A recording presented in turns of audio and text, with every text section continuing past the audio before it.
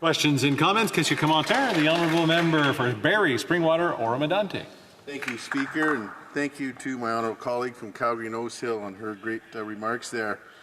I just wanted to, some of the testimony, some of the words we've been hearing over the last few days have just been mind-boggling, and this scandal just keeps growing and growing. I'd like to just bring up a comment that was made in committee by an employee of the SDTC, if I could. And I'm going to read it specifically, and I'd like to know the comments from the member from Calgary and Nose Hill. And the quote was from the employee, quote, "I think the current government is more interested in protecting themselves and protecting the situation from being a public nightmare. They would rather protect wrongdoers and financial mismanagement than have to deal with a situation like SDTC in the public sphere." Could the member from Calgary and Nose Hill please comment on those comments, exact quote made by an employee of SDTC at committee?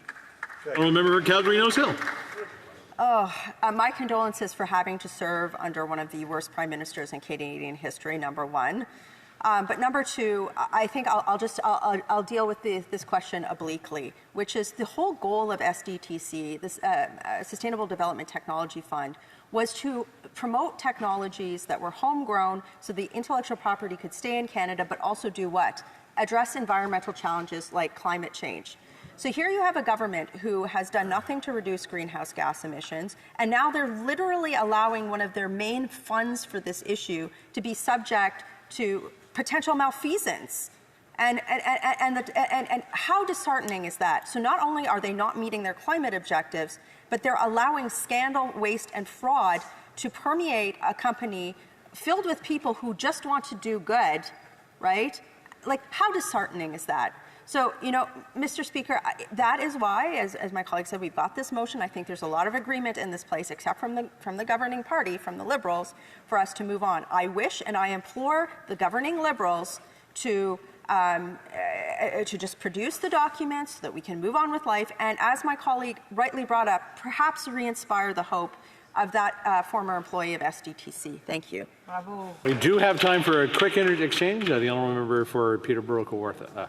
Thank you, Mr. Speaker, and I want to thank my colleague for her intervention in the House today. She's tremendous at explaining sometimes the policy and procedure that folks at home aren't quite following or understanding. And I guess she's been here for quite a while.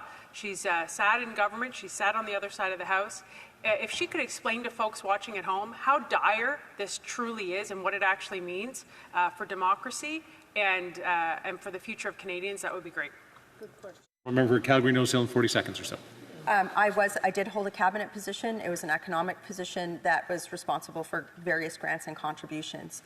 And every step of the way, I changed terms of funding. I called for proposals model so that everything would be as fair and just as possible, so that no one could ever accuse our government of not spending money wisely, number one, or number two, enriching our friends, right? It's that corporate fiduciary responsibility that this government has lost because they don't have ministerial accountability anymore. And I think that that's so sad, and I look forward to a government led by the current leader of the opposition where that accountability is restored. Excellent.